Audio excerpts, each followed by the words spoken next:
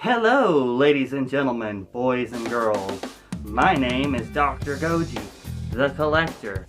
And as a real doctor, yes, I am a real doctor. I got my degree in nerdgonomics, and no, I don't need to show you my big boy degree.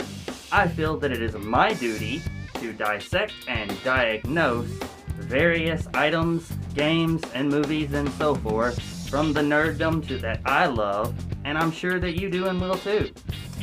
Now then, this past Wednesday was my favorite movie monster of all time's birthday, his 68th Godzilla.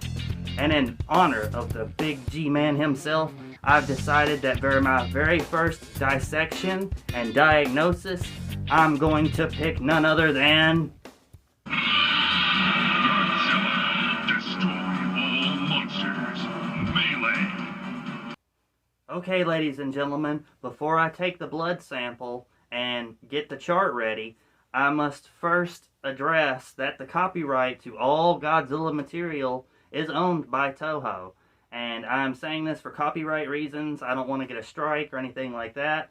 Also, if you could leave a like, maybe subscribe, I don't know, leave a comment down at the bottom, that would be fantastic. Now, I'm going to go do the blood test and make up the chart. Now that I've gotten a good blood sample and read the chart, I can tell you that this game is still copyrighted by Toho. No, I'm just kidding. In all seriousness, the developers of this game are Pipeworks Software, and the publisher's Info Games. Now, as you can see, I've got the Xbox version right here. There was a GameCube version that came out a little less than a year before this one. However, the graphics for this one are improved from that one. There's a single-player destruction mode added to this one that wasn't in the last one. There's also 2 new maps or cities that you can trample and destroy and fight on top of. And there's also 1 more unlockable monster the last one didn't have, bringing the total number of usable monsters in this game up till 11. However, there are more monsters in this game than just 11 playable ones. There's also a Game Boy Advance version, but the less we talk about that one, the better. The plot. It's pretty simple. There are these aliens called the Vortex, and they've come to Earth and taken control of all of the monsters except for the one you pick.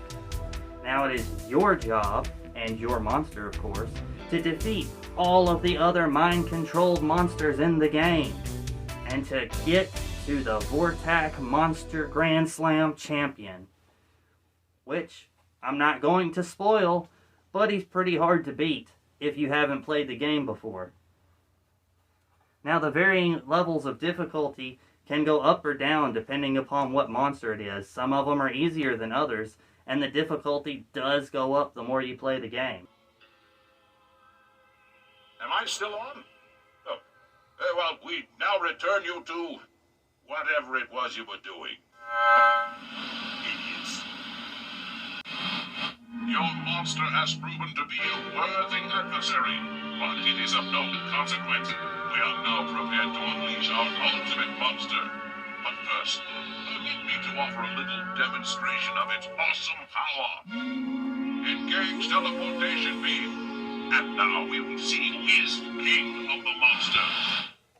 Of course, the meat and bones of the game is adventure mode. It's in this mode where you'll battle all the different monsters, unlock new stages and the monsters by battling with different ones. However, there are other modes, like Versus, where you can either fight a CPU for practice, or you and 3 other players can versus each other in all-out winner-takes-all combat. There's also Team Battle, where you and another player face off against 2 other players or CPUs. There's also Destruction Mode, which is single player for this game, and that's where you destroy buildings and try to get a high score before the timer runs out. There's also Survival, which is surviving up until a certain point to get a high score. And there's also a feature like Gallery, where you can collect special pictures just because. And that's also a pretty cool addition, I think. Okay, so each monster has a unique set of skills. For example, Rodan can fly, Megalon can burrow, and Gigan can teleport. There's also grapple, throw attacks, and each monster has its own beam laser attack, like Godzilla's atomic breath for example. There are also power-ups within the game to give either you or your opponent an advantage. These power-ups can come in the form of extra energy, extra health, or an all-out monster airstrike. Each stage is a replica of a famous real-world city, such as San Francisco, London, and Osaka, Japan. I always loved the graphics that the original Xbox produced, and this game is a prime example of why. I do, however, need to talk about the flaws of this game. One of the big ones is the up-close hit detection. When you're in the enemy monster's face, it's really hard to land a hit. Secondly is the grapple toss. If you can time it right, you can grapple toss the whole match and never take any damage. And it's even worse in multiplayer. It's pretty much a game of who's going to break defense first, and the grapple toss always breaks defense. Although the game does have replay value, you can run through it in about an hour as long as you don't get stumped by one of the enemy monsters. There are a few monsters in this game whose abilities are super cheap, and sometimes once the difficulty starts climbing, they're nearly impossible to beat.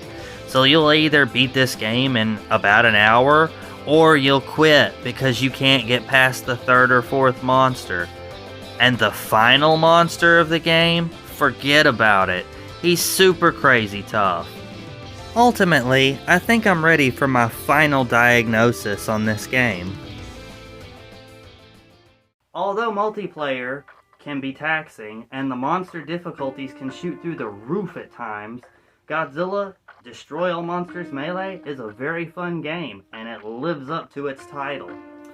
The scenery is beautiful, the graphics hold up, the monster selection is fantastic, and it even has replay value by having to unlock more battle sites and monsters through playing with different monsters.